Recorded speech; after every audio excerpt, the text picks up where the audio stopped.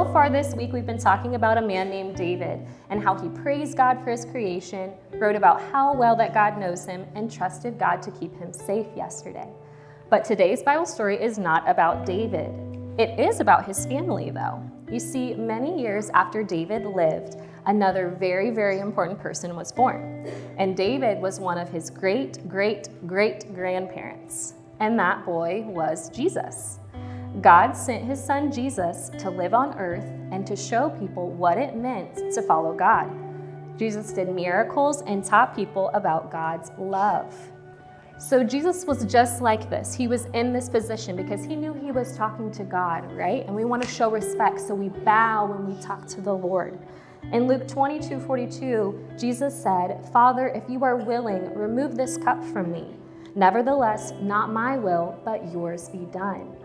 Jesus didn't want to suffer, right? He asked God, "Take this cup from me."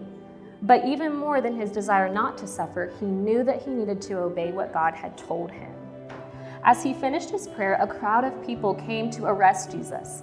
One of Jesus' best friends even led that crowd, and that friend had turned against Jesus. So on your cross paper right now, I want you to think about a time where maybe somebody has hurt your feelings. Just like Jesus' friend betrayed him and came to arrest him, I want you to think about something that somebody has done to you that hurt your feelings.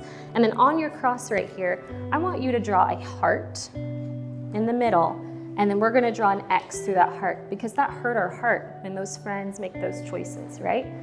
Pilate said Jesus didn't do anything wrong, but the crowd didn't care.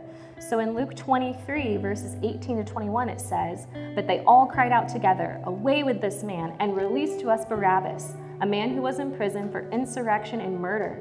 Pilate addressed them once more, desiring to release Jesus, but they kept shouting, 'Crucify him.'" So Pilate was trying to argue that Jesus had done nothing wrong, right? He was innocent, but they kept shouting. Now what we're gonna do on our cross, we've done things that have hurt us before, right? We made bad decisions, and they probably made the people around us upset and sad too. So on your cross, I want you to draw a sad face. So normally when we get punished, it's because we've done something wrong. But Jesus had never done anything wrong in his whole life. Jesus knew what it was like to get in trouble, even though he was absolutely perfect. And there was something that Jesus was getting in trouble for. And it wasn't anything that he had done. It's all the wrong things that we have done. So those things that you were just thinking about when you drew that sad face, those things that you got in trouble for, those are the things that explain why Jesus was on the cross. So think about something that you've done wrong. It's not something that you need to say out loud, so just keep it in your brain and think about it. But maybe you've told a lie. Maybe you've disobeyed your parents. So people made fun of Jesus. They hit him and they hung him on a cross just like this. So this cross up here. But the great news is it doesn't end there, right? Our sadness didn't last. Jesus did not stay dead. Jesus came back to life just 3 days later.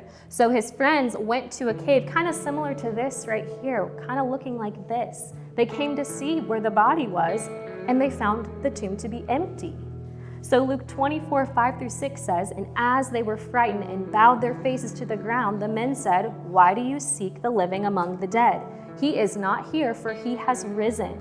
So that means that Jesus beat death, right? Death did not defeat Jesus. He came back to life, and he was stronger than all of our sin. So all of those things that we just put on our cross there, those things that hurt us, that pain, Jesus was stronger than that.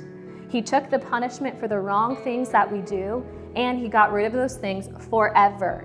And we're gonna stick this white sheet in front of where we had all of our sins and our pain on our cross. And I want you to watch as your sins and pain are wiped away.